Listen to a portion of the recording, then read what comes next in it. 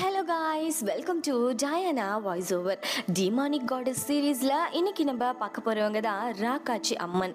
ராக்காச்சி அம்மனை ராக்காயி அம்மன் அப்படின்னு சொல்லுவாங்க. இவங்களோட ஒரிஜின் ஸ்டோரிக்குள்ள இப்போ போகலாம். சில காலங்களுக்கு முன்னாடி ஒரு ஊரில் பெண் குழந்தைகள் மட்டும் மர்மமான நோயால் தொடர்ந்து இறந்துக்கிட்டே இருந்தாங்களாம். இந்த விஷயத்த தடுக்கிறதுக்காக மக்கள் அம்மன் கிட்ட வேண்டி ஊர் எல்லையில ஒரு அம்மன் சிலையை நிறுவி அவங்களுக்கு வெற்றிலை, மஞ்சள், முட்டை இதையெல்லாம் வச்சு வழிபட்டு வந்தாங்களாம். அவங்க தான் இந்த ராக்காச்சி அம்மன் அப்படின்னு சொல்லப்படுறவங்க.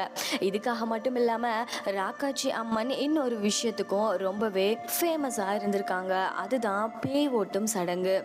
ஒரு கிராமத்துல யாருக்காவது பேய் பிடிச்சி போச்சு அப்படின்னா அவங்கள இந்த ராக்காச்சி அம்மன் கோவிலுக்கு கூட்டிட்டு வந்து சில பூஜைகளை பண்றதுனால அந்த பேய ராக்காச்சி அம்மனே விரட்டிடுவாங்க அப்படிங்கிற மாதிரி சில நம்பிக்கைகளும் இருந்திருக்கு.